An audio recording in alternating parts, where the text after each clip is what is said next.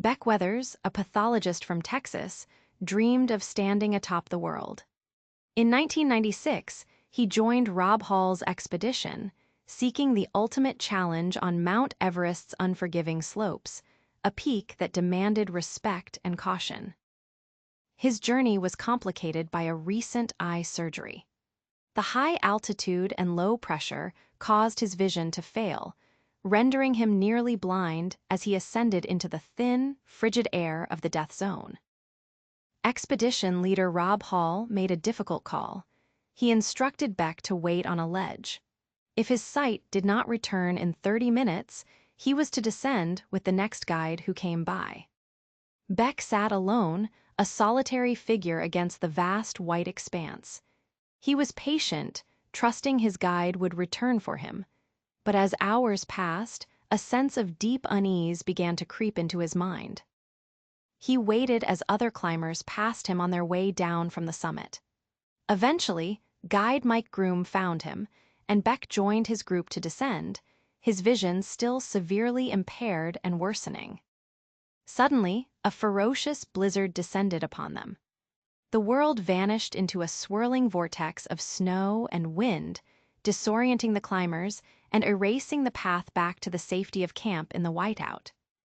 Lost and freezing on the South Col, the group huddled together for warmth.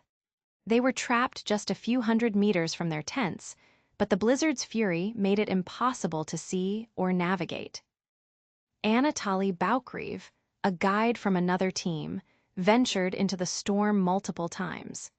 He single-handedly rescued those who could still walk, leading them back to the relative safety of the tents at Camp IV. Beck Weathers and another climber, Yasuko Namba, were unresponsive. Believing they were too close to death to be moved, the rescuers made the heart-wrenching decision to leave them behind in the snow. Back in Texas, Beck's wife, Peach, received the devastating phone call.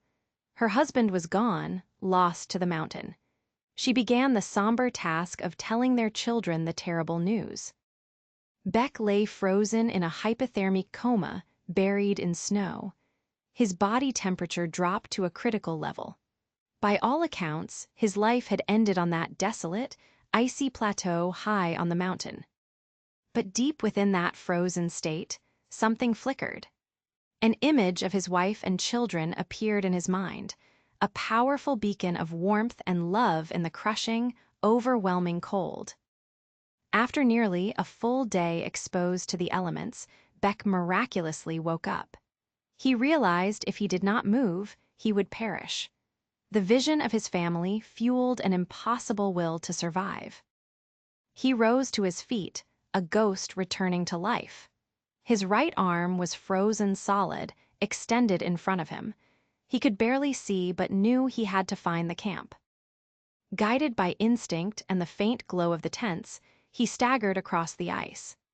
Each step was an agonizing battle against the wind and his own frozen, unresponsive limbs. When he stumbled into Camp IV, his fellow climbers were stunned into silence. They were looking at a man they had been told was dead, a frozen specter who had walked out of his own grave. They brought him into a tent and tried to warm him, but his condition was grave. Most believed he would not survive the night. They left him with sleeping bags, expecting the worst to come. During the night, the storm raged on with incredible force. The wind tore at his tent, and at one point, the zipper blew open, exposing him to the deadly cold once more.